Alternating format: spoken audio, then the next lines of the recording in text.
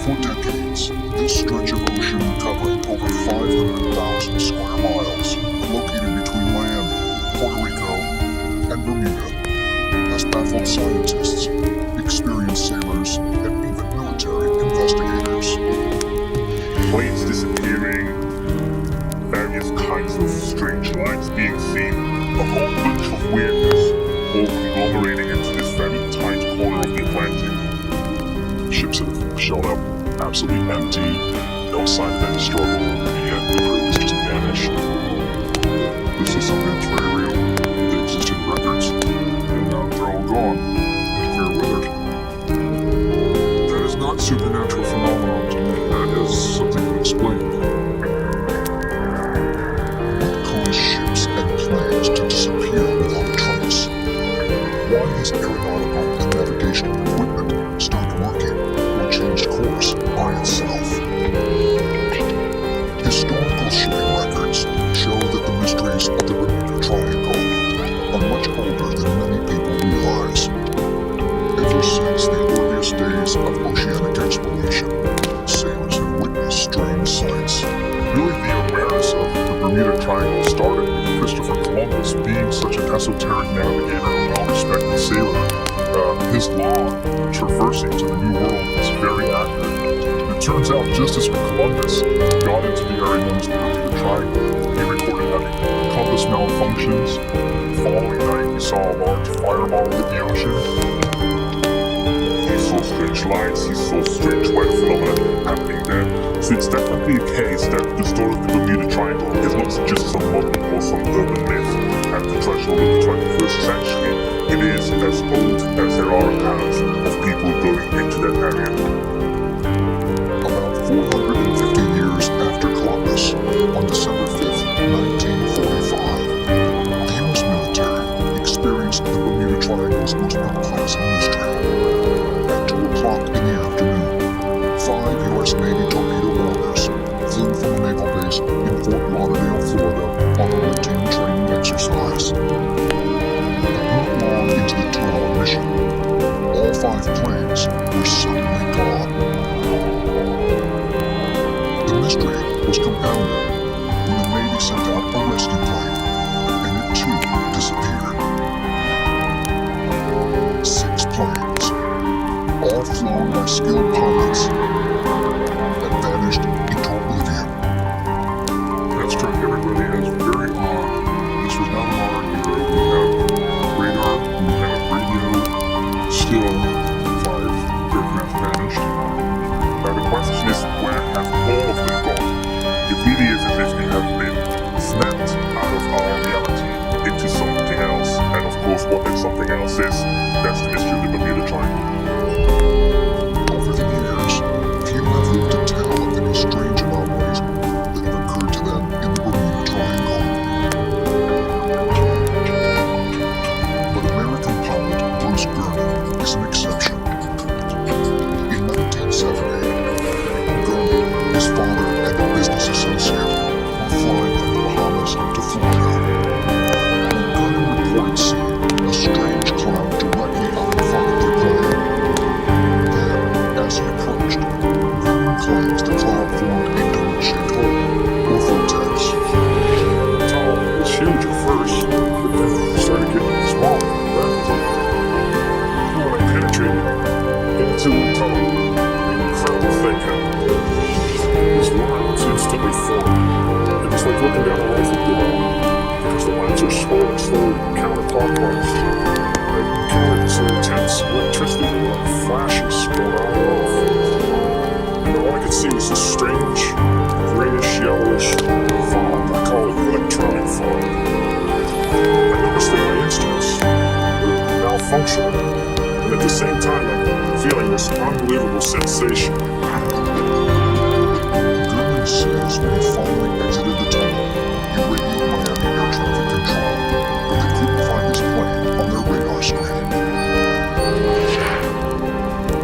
Then, about 3 minutes later, radar control came back on the radio, and he's all excited. He had identified me in Miami, and I couldn't believe it, because I wanted to fly for 33 minutes. It should have been more like an hour and 2 minutes.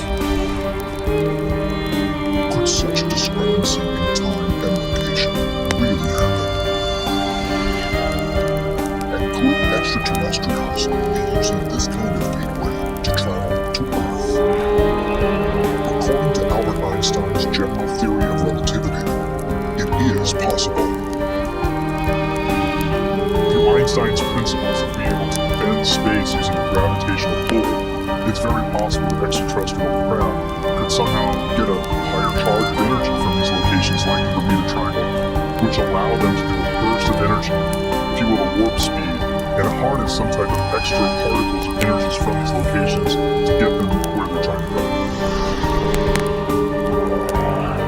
On December the 5th, 1970, almost 25 years to the day after the disappearance of Flight 19, a pilot by the name of Bruce was in an aircraft flying between Andros and the island of Bimini when he had an absolutely incredible experience.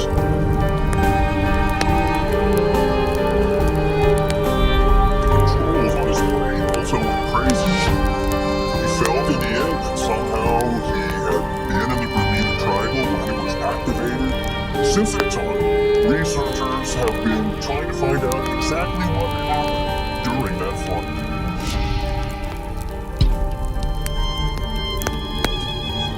In March 2018, ancient astronaut theorist and author David Jonas traveled to an airfield in West Palm Beach, Florida, to meet face-to-face with one of the very few men who experienced the strange power of the Bermuda Triangle and survived.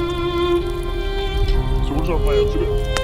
Well, we're gonna recreate our flight that I had in 1970. And I can show you on the chart here. We're gonna go direct from Palm Beach right to this curved area of Andros Island on the western shore. And we're gonna go down to 1,000 feet at this point. That's where my experience in 1970 began. I am the only living person that's flown through the heart of it and then exited what I call a 30-ton vortex and survived.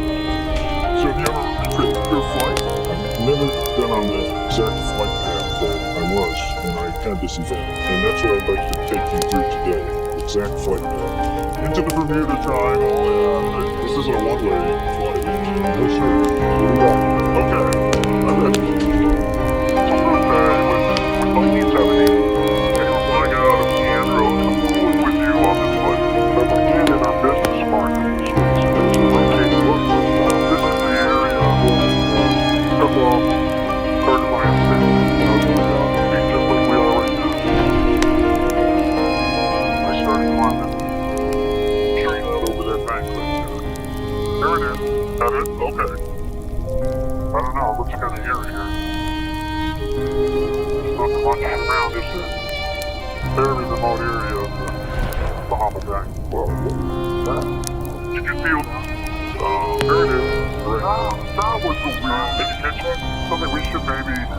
Okay. It's out of control. It's okay, guys. We just did a rough run. How about now? Yeah, wow. I have to admit, I'm actually glad we did it, man. That's right, this exact area here. Where it did that. Oh, that's a premonition, man. They're kind of down.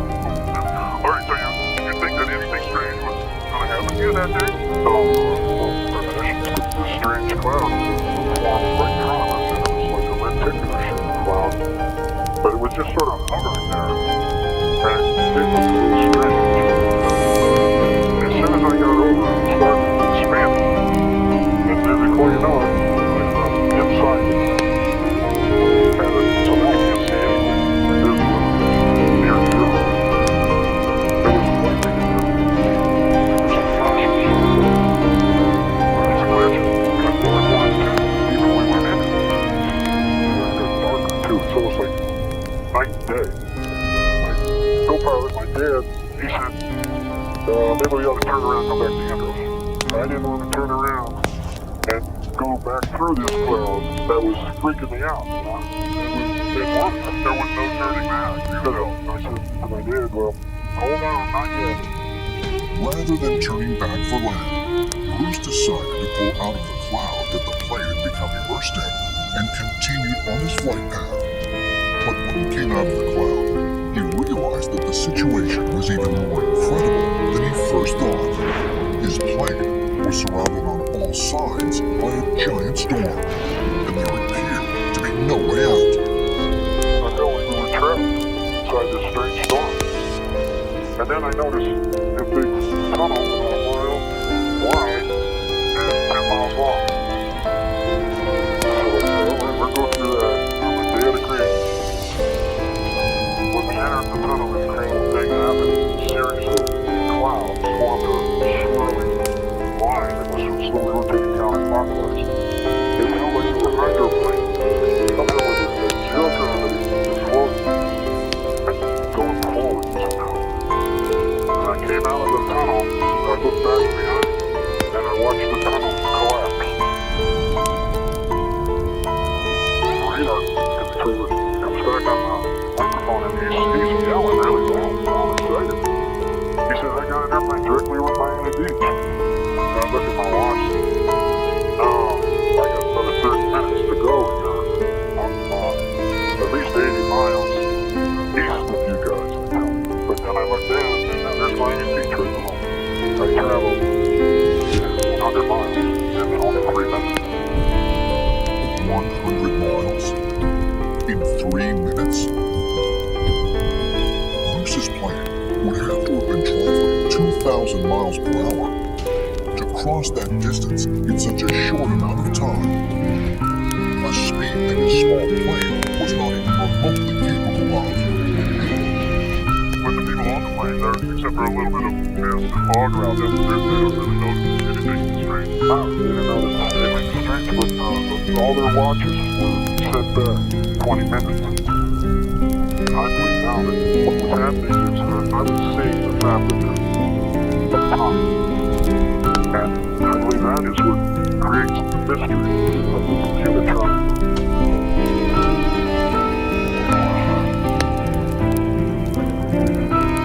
Fort Lauderdale, Florida, December 5th, 1945. 5 Navy Avenger bombers flying due east on a routine training mission encounter something strange over the Bermuda Islands. About an hour and a half into the flight, Squadron Leader Lieutenant Charles Taylor sends a radio transmission that his 2 onboard compasses have become inoperable. Everybody got totally confused as to where they were. They were totally lost in an area where they should not have been lost. The whole squadron of US Navy aircraft just vanished. The fact that it was in this particular area, obviously it's given rise to the theory, could they have been abducted? 3 hours later, a rescue aircraft, a TBY, Mariner with a crew of 11 of them, disappeared with no trace. And what that caused were most extensive search and rescue operations in the annals of the United States Navy, and they never found a life preserver, a piece of marine, or anything from those aircraft. To this day, we have no clue as to what happened. But Flight 19 is only one incident in allegedly hundreds that have claimed victims in what is commonly referred to as the Bermuda Triangle. And according to ancient astronaut theorists, this site, which spans a 500,000 square mile area between Florida, Bermuda, and Puerto Rico, plays host to numerous unexplained physical and metaphysical phenomena. Strange energies that may help to explain why pilots, sailors, and ship captains enter the area and are never seen or heard from again.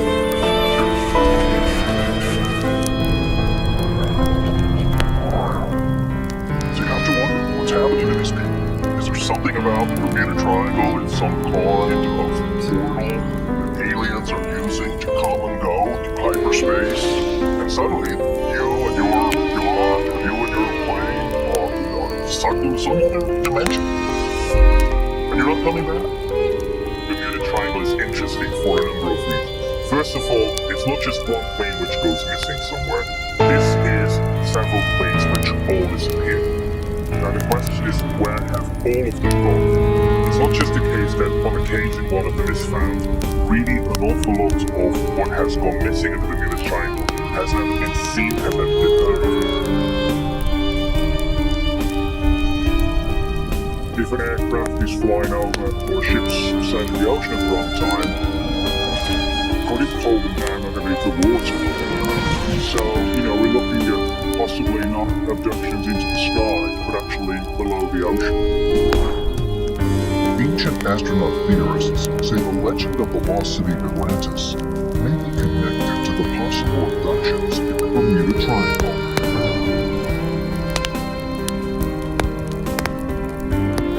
According to legends, the island of Atlantis was an enormous ancient power that thrived as far back as 9600 BC.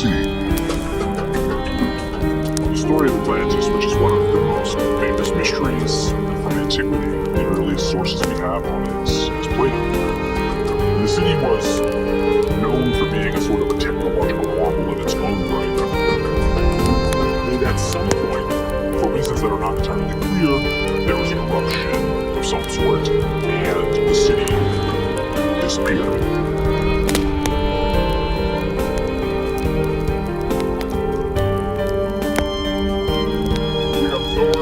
Artifacts from Atlantis, we don't know if it's just mythology. So is it possible, either through evil intentions or by accident, they sunk to the bottom of the ocean in the Bermuda area? And that's why we're experiencing, or pilots experiencing, all kinds of electrical interference when they fly over the triangle. Vern and Friends, August 24th, 1954. In this small town outside of Paris, numerous eyewitnesses report several mysterious oval-shaped craft above the same river, traveling at great speeds before suddenly vanishing into thin air. It is the first of more than 300 UFO incidents that would take place in France during the year. Journalist Amy Michelle begins studying the reported fragments of many of these accounts and makes an astonishing observation. These UFO sightings appear to be pedestrian lines, often crisscrossing, and as he kept getting reports coming in, he kept plotting, kept finding the same system, the same lines, the same movements of his UFOs. In 1958, Michel published his research in a book called Flying Saucers and the Straight Line Mystery. In the book, he introduced a principle he called orthogonal, which held that clusters of UFO activity over a short period of time usually occur along straight lines that often intersect. What Amy Michelle started to realize was that there seemed to be a pattern in where these objects were appearing, and also their flight paths. He saw that they actually used specific lines which he felt were connected with the magnetic forces of the Earth. He's noticing that these UFOs are traveling in straight lines using latitudes, and that in fact this can be extrapolated into an entire grid that encapsulates the entire planet. Is it possible that Amy Michelle successfully identified a grid pattern across the Earth of highly magnetized regions that have come to be known as UFO hotspots? Ancient astronaut theorists believe that further clues can be found by examining an area that has become notorious for mysterious phenomena and strange disappearances. The Bermuda Triangle.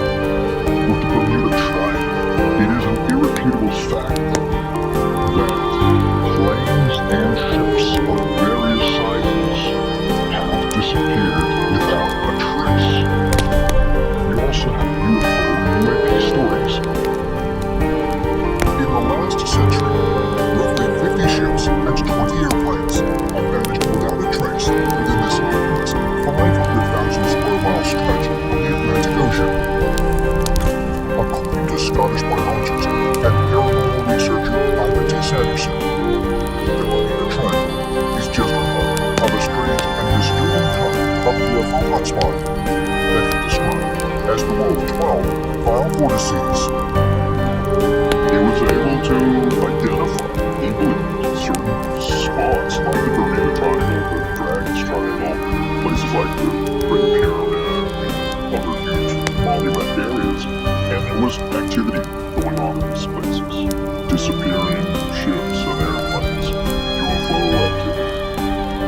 science of unusual phenomena that were occurring constantly. In his 1972 article entitled The 12 Devil's Graveyards Around the World, Sanderson mapped these sites at equidistant points above and below the equator and discovered they form a mysterious geometrical pattern on the Earth's surface. There are 12 of these across the globe. 5 of them will be at the tropical regions, 5 of them in the tropical of Capricorn, the other 2 North Pole and South Pole. What's interesting is if you connect all of these through the sphere of our globe and make an icosagon or a 20-sided polygon, so this is showing us how all of these type of hotspots are connected to each other. The hotspot sites Sanderson identified share more than just a unique history and geometry. Many of these so-called vortices have strong magnetic anomalies caused by variations or disturbances in the Earth's magnetic field. You take a look at the Earth. The Earth has a magnetic field like a bar magnet. The field of magnetism comes out of the North Pole and goes into the South Pole. It comes from the fact that inside the Earth there is churning electricity. And we don't know that there are anomalies there. It's as if our entire Earth is one gigantic battery.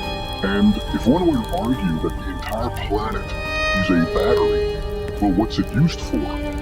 I think our planet could serve to power whatever exotic device extraterrestrials use to get here and live. From the mysterious statues of Sierra Leone to the Dogon tribe of Mali and the Babylonian worship of Dagon to the Japanese stories of dragons and the curious Dogon figures. According to ancient astronaut theorists, there are 3 similarities between ancient cultures that indicate they were all visited by the same extraterrestrial beings from Sirius B. If there were beings from the Sirius star system, they may have come for a short period of time. They may have been harvesting metals. They may have been harvesting genetic material, and then they go. But is there any physical evidence? For some, the presence of a powerful sphere inside a statue estimated to be 17,000 years old, and ancient figurines that appear to depict spacesuits are proof enough. But could there also be actual artifacts from another world? Among the people of Sierra Leone, local legend has it that when their lonely gods fell from heaven, part of the sky turned to stone and rained down with them. These strange blue stones called sky stones have been found with the statues, and at first archaeologists thought, okay, it's just stones. But when they analyzed it, they couldn't figure out how these had been made too. Although the people in Sierra Leone felt that they were actually pieces of the blue sky that fell with the normal. If these mysterious blue stones are really connected to the legend of the sky turning to stone and raining down on the earth with the arrival of the anomaly, what could they be? Some type of protective covering for an alien spacecraft? Pieces of ancient shell perhaps, like the tiles that cover the bottom of the space shuttle? And if so, might further scientific examination of them support the idea that the anomaly were actually extraterrestrial visitors, perhaps from the Sirius star system? Seattle, Washington, March 6, 2019. In search of further evidence that the anomaly statues may have an extraterrestrial connection, ancient astronaut theorist David Jonas has arranged to meet up with Skystone collector and researcher Jared Collins. Well, Jared has in his possession a number of the mysterious blue stones that were found near the statues. Jared has been collecting sky stones since he first heard about them in 2013. Chinese mineral nor man-made origin. So how was it that the stones were actually discovered in modern times? This was actually discovered in 1991 by a man named David Ledbetter. He was in Sierra Leone on a mining concession looking for gold and diamonds. And when he was having his crew dig, occasionally these stones would appear. And interestingly, David went to the village chief to ask if he'd ever seen any of these stones before. The chief said that when these stones are found, large amounts of gold and diamonds usually follow shortly thereafter. What do other geologists say about stones like this? Were they able to identify them? We've sent these now to 12 different labs. There is not one piece of consensus here. Everyone has a different opinion. We still don't know actually if these are natural or man-made. So maybe it's from another planet. I don't know. I really wish I did. 30 miles south of Gallup, New Mexico, lies the Pueblo of Zuni. Sheltered from the desolate high plains, this adobe city is home to the Zuni Indians, one of the oldest indigenous tribes in North America. They have inhabited this land for almost 2,000 years and have protected their secrets even longer. The Zuni are a very interesting culture in that they're one of the few cultures that really have not opened up to the rest of the world about their star knowledge traditions. Most of this type of information is very closely held by the natives. And I really find it very intriguing that this is the time period in history where now we're starting to learn more and more about their star knowledge. Much of the Zuni people's history is etched in the rocks in the New Mexico desert.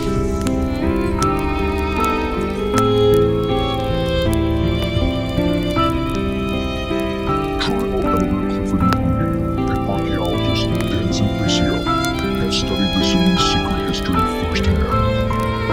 They've collected stories passed down through generations that are rooted in the belief that the tribe's creators and protectors are supernatural beings from the sky. This looks kind of interesting here. I would imagine it was created in the last century, but upon this design, you can see the star thing. Celestial images oftentimes are depicted in a lot of our cultural hieroglyphs, and this is one of them where it depicts a star. It could be the supernova of the Crab Nebula.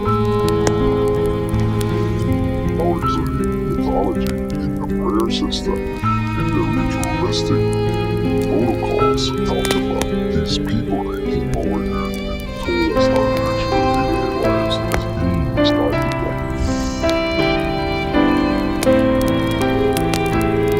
You listen to a lot of religious chants and songs and prayers, that's all they talk about. They're talking about space, talking about out there in the universe where they came from.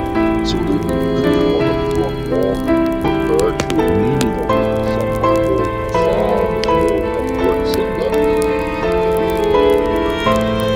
These drawings are thought to have been created around 1200 BC, yet they appear to depict modern space travelers and their vehicles. Look back the world there, you see a little figure to this. It has a dome, his eyes, something coming down, like a nose to the nose, but that kind of flares out. I think those these things are like what they saw something. They took as much description of it and put it on. Of course, it's not going to be exactly what they saw, but it's as best as they can do for something that they saw.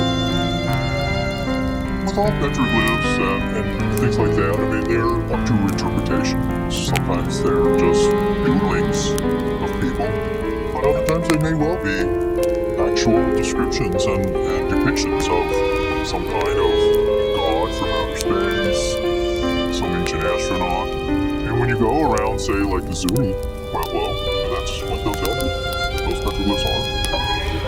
Even the Zunis themselves call them the spacemen.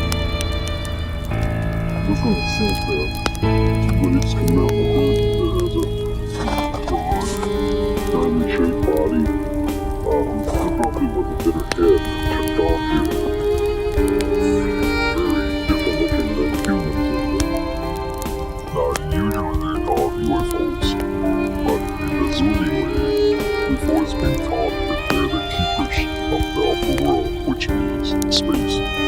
sky people, beings that are of extraterrestrial origin. And this is still within our mythology and our religious practices today.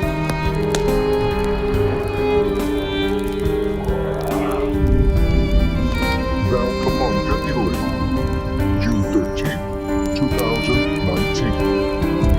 Ancient astronaut theorist William Henry has traveled to this UNESCO World Heritage Site to investigate the area's mysterious petroglyphs. I am William. I am Luca.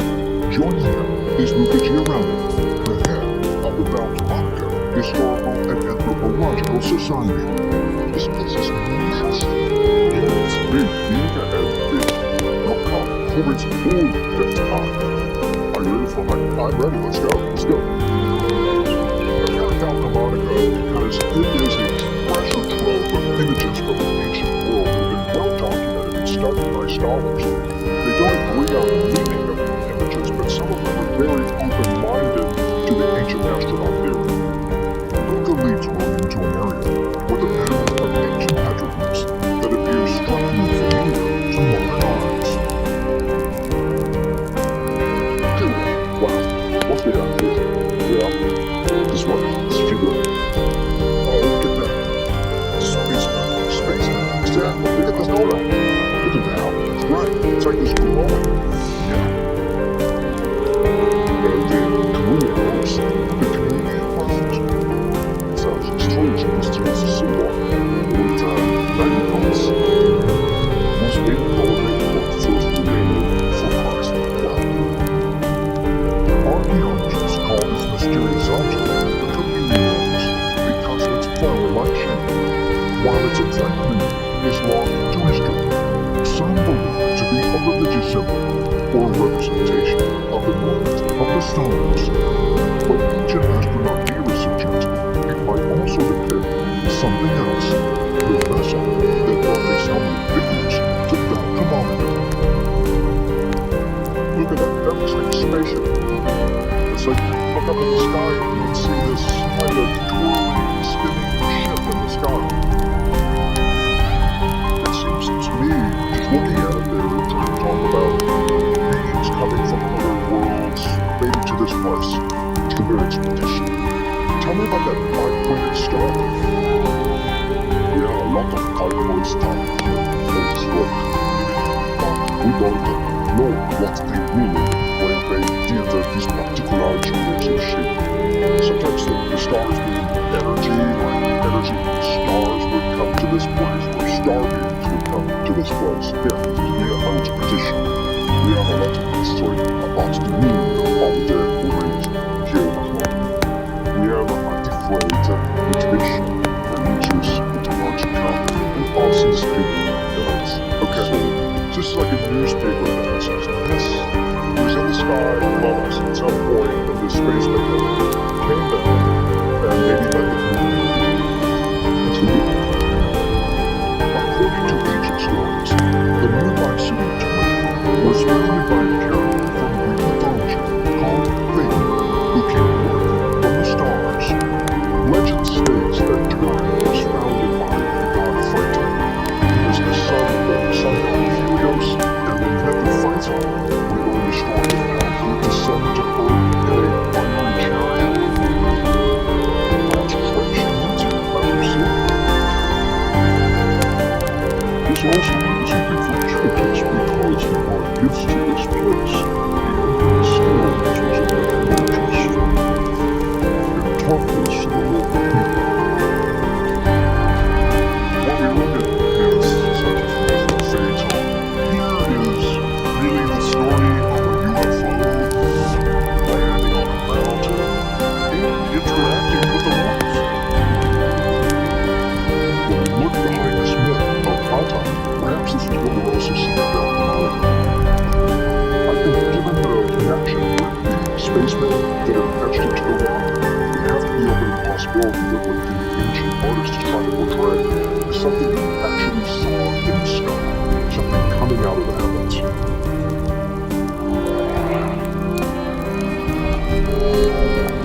Mali, Northwest Africa.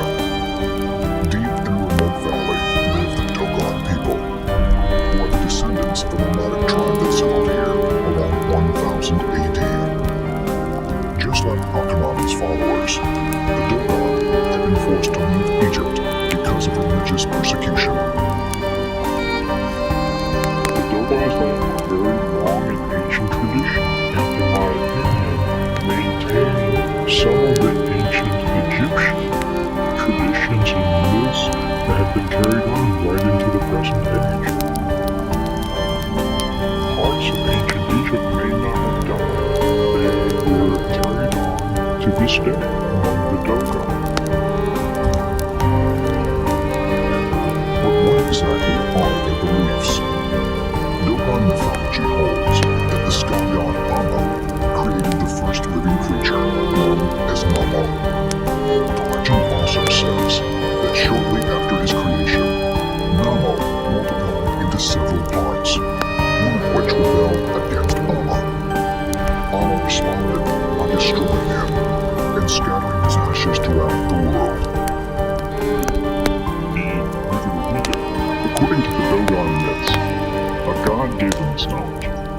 He descended from the sky in an ark surfing on fire and landed in the storm.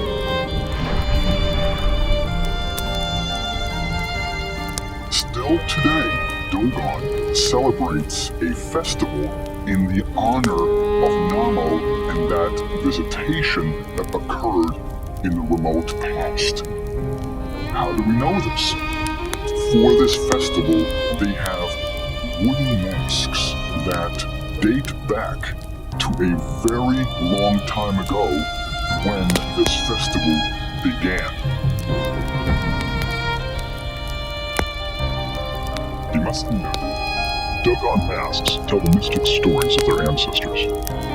This is a sculpture of the creator. They call him Amma. He's embracing the universe. This is how they pass on information from generation to generation. By stories carved in masks.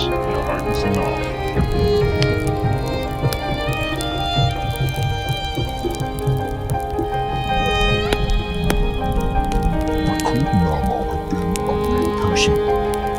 Some see eerie similarities between the Dogon's legend and the story of the mysterious pharaoh Akhenaten. Akhenaten believed he was directly descended from his sun god Aten. Namo was said to have been created by the sky deity Amma. Is it a coincidence that both cultures, although thousands of miles apart, shared mythical tales of beings coming from the skies? And both Namo and Akhenaten were depicted with elongated heads. Is it possible that these legends were based on real events?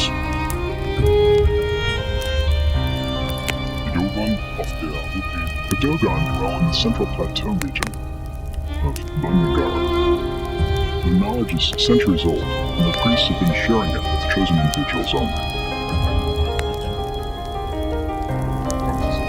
In the 1920s, French anthropologist Guillaume and ethnologist Diderot visited the tribe and were invited to share their secrets. But one secret stood out. The Dogon claimed that their god Amma came from a specific star in the Sirius constellation, the same place where the ancient Egyptians believed their god Osiris was born. This star, which modern astronomers refer to as Sirius B, the Dogon called Otobo.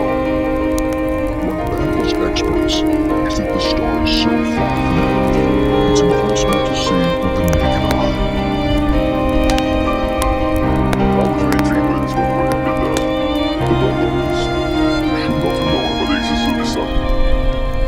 Sirius is the second nearest star from our solar system. It's 8 light years away. In fact, it's not even visible with standard telescopes. It was first literally seen and photographed in the 1970s. Modern science has corroborated that Sirius B does indeed exist. Problem is, the Dogon knew about this before modern science corroborated it. I mean, that's spooky. Measurements taken with the Hubble telescope in 2003 have confirmed that Sirius B is what's known as a white dwarf, or a partially burnt-out star with extremely dense mass. Although it is smaller in size than Earth, it's estimated to weigh 8 times as much as our Sun. But how did the Dogon acquire this ancient knowledge of astronomy that seems to be centuries more advanced than that of modern science? The mystery is, how did this story get passed on down generations? If the story came from a time before astronomers knew there was a companion star to Sirius which can't be seen with the eye. This is the Dogon symbol for Sirius. When you move it around, you can see an orbit around the center, marked by Sirius A. Sirius B's circles around it, so it is a circular system. This sign is practically an astronomical model that the Dogon could not have invented because only Sirius A is visible. Sirius B and C were invisible. However, the description of the orbit is correct. One assumption is that this god, Nano, who brought them this knowledge, could have been an extraterrestrial intelligence. New York City, 1976. Author and researcher Zechariah Sitchin publishes his book, The 12th Planet, introducing his revolutionary interpretation of the Anunnaki deities. After studying Sumerian cuneiform tablets for 30 years, he asserts that these so-called Sumerian gods were, in fact, extraterrestrials that landed on Earth in Mesopotamia more than 450,000 years ago. According to Sitchin's translations, the Anunnaki both created human beings and also had a part in mankind's downfall when a great flood nearly destroyed all life on Earth. But why? What was the purpose of the Anunnaki's earthly visitations? And why did they create the creature known as man? Zechariah Sitchin wrote a number of well-received books on the Anunnaki, which he believed were basic extraterrestrial entities from a planet called Nibiru, which he quite controversially believed actually exists in our solar system. His theory was they upgraded the human race and used them as sort of a slave species. Sitchin understood, based on his interpretation of the tablets, the mission had to do with the failing atmosphere around the planet Nibiru, and that when they came to mine gold. The Anunnaki had damaged their atmosphere, and by using gold, they found that they could patch these atmospheric holes. It becomes the story of Armageddon. The Anunnaki literally heated the earth to mine the gold. And when realizing it was such a toil to do so, it created us as a worker race to do that for them. Zechariah Sitchin's hypothesis that the Anunnaki came to Earth to mine gold and then created humans to perform the task was both bold and controversial. Needless to say, it was not embraced by mainstream scholars. But many ancient astronaut theorists believe that Sitchin's interpretation of the tablets is not only correct, but also provides compelling evidence that the Anunnaki created mankind. What if the Anunnaki story is a global story, not an intelligence that was manipulating genes all over the planet?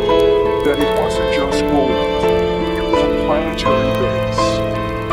The Anunnaki said that they came from Nibiru, and they believe that Nibiru is a star, a gate, and a crossing place, opening up the possibility that the Anunnaki are actually traveling the stars through stargates and wormholes.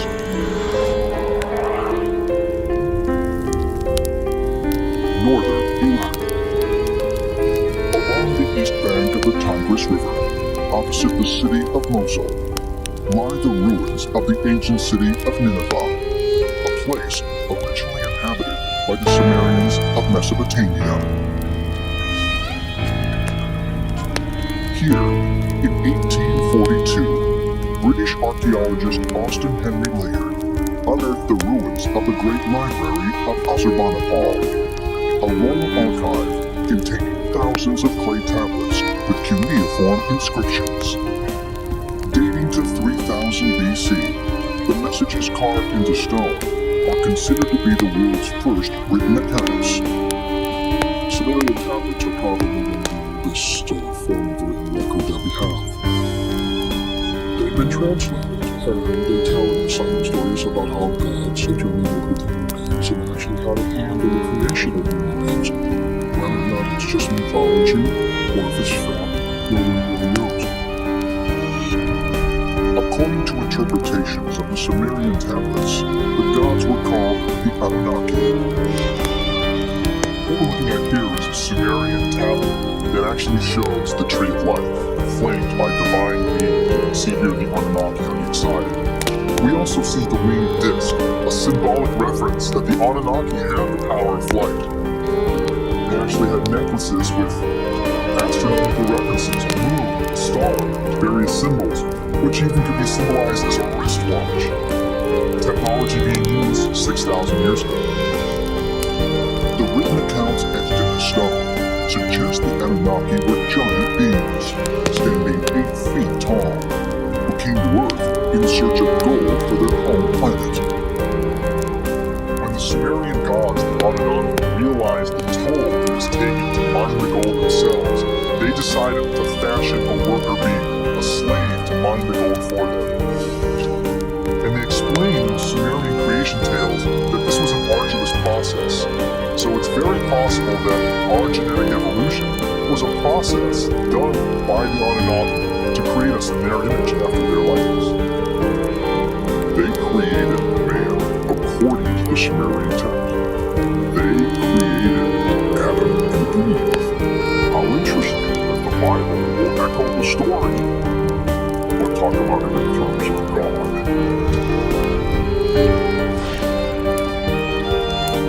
So much like these highly advanced creatures were acting as teachers. And certainly Sumerian culture and mythology is full of stories of receiving visitations from these mysterious higher entities that bestow wisdom and fantastic ideas and concepts. And you have to wonder, is this just down to myth, or was somebody coming down and really trying to give us a push, if you like? Ancient chronicles of sky beings creating human life are common in early cultures found all over the world. But while mainstream scholars often dismiss this evidence, might such tangible historical accounts provide proof of alien intervention in man's evolution, as ancient astronaut theorists believe. The Sumerians are not the only culture that talks about this. Also in the Quran says that language was given to us by Allah or God. The Maya Huku says that language was given to us by the gods.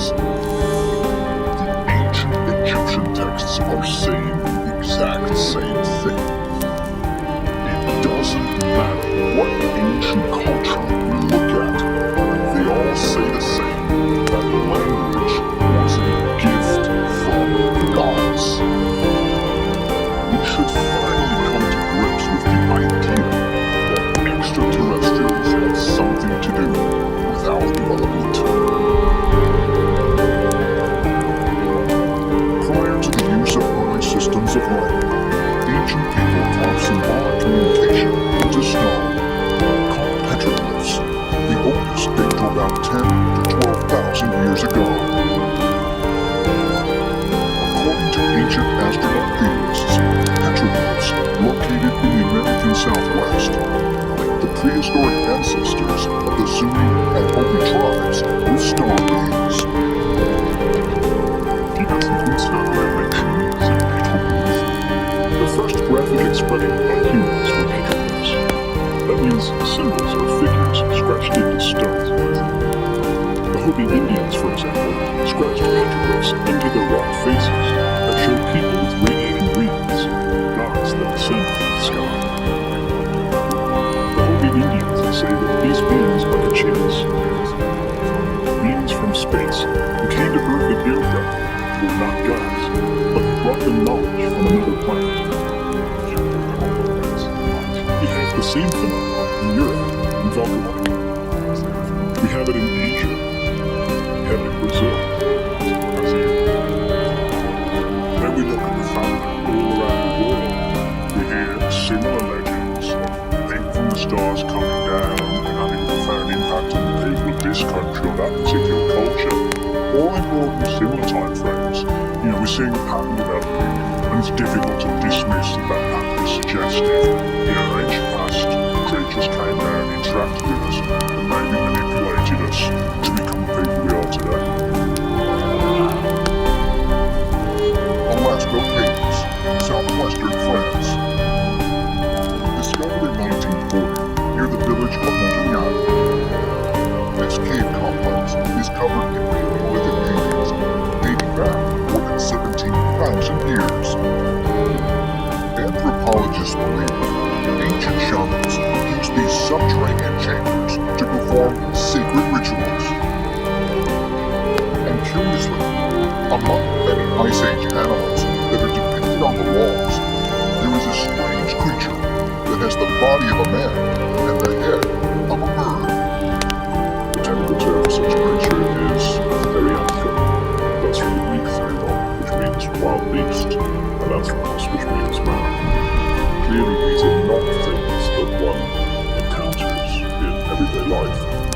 The imagery of cave art is best explained as the experiences that shamans undergo in a deep state of trance.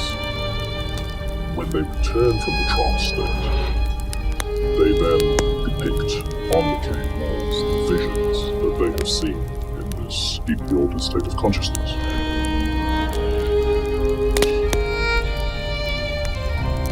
The birdman found in Lascaux is reminiscent of one of the Egyptians' most important gods, Thoth. It is also consistent with a depiction of the Sumerian sky gods, the Anunnaki. But is it mere coincidence that these shamans are encountering the same types of beings while in trance that the world's earliest civilizations depicted as their gods? All of these different indigenous cultures around the world, there are remarkable similarities of what types of beings people claim to be meeting when they go out of the body.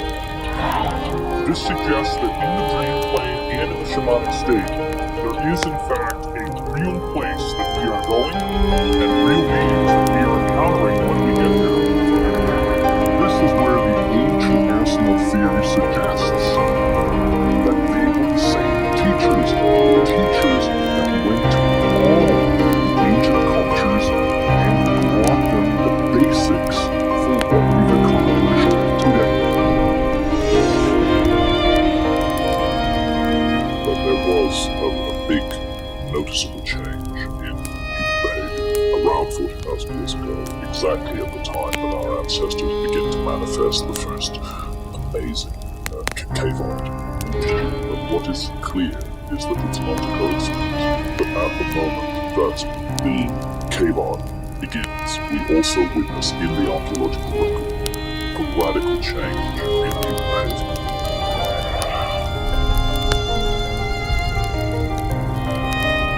Nineveh, Iraq, 1849. A treasure trove of ancient cuneiform texts is uncovered, detailing accounts of the creation of Earth, man, and the lives of the gods. In 1849, Austin Henry Laird made an archaeological expedition to Assyrian Nineveh, a city that's mentioned in the Bible. In his excavations, he discovered the palace of Spectre, who is well known from the Bible. This really galvanized interest in the world. 3 years after his assistant found the palace of his grandson, Ashurbanipal, on the opposite side of the mountain. Now, in both cases, they found archives, and together the archives form about 20 to 30,000 tablets. Recorded on 7 of the tablets is the Babylonian creation myth called the Enuma Elish. Enuma Elish was probably composed in the 11th century BC, but almost certainly this story goes back to much earlier periods. The tablets tell of a god named Marduk who took blood from the god Kingu and mixed it with clay in order to create the Earth's first humans. The Anunnaki create the model man. That person gets picked up as a story in the Bible, and he's called that. What I find interesting is that the Bible left out some of the most important details and cut the story short. So the Sumerian tablets and the Mesopotamian tablets have the more detailed versions.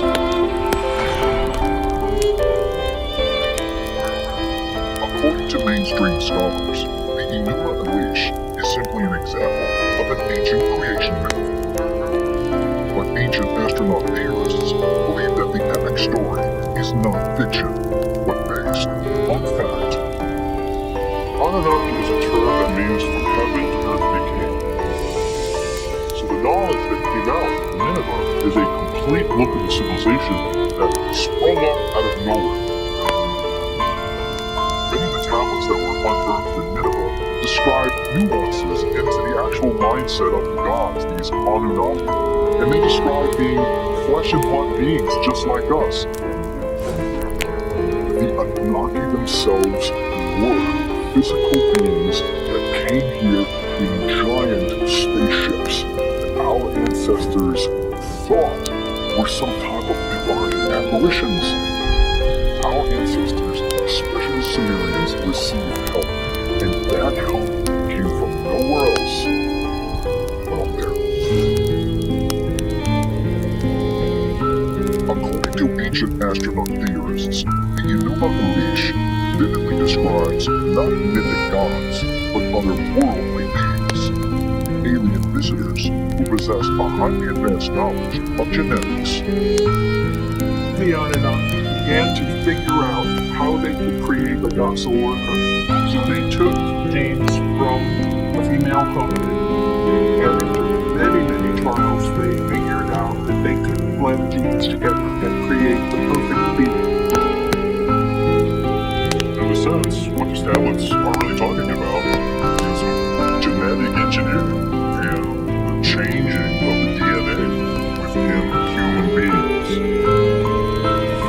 Really, something happened where we went from nothing to all of a sudden coming up with the most incredible of thought models. So the question then is, how was it done? And according to ancient alien theory, our ancestors were given intelligence by a deliberate change of our DNA by space travelers who came here thousands of years ago.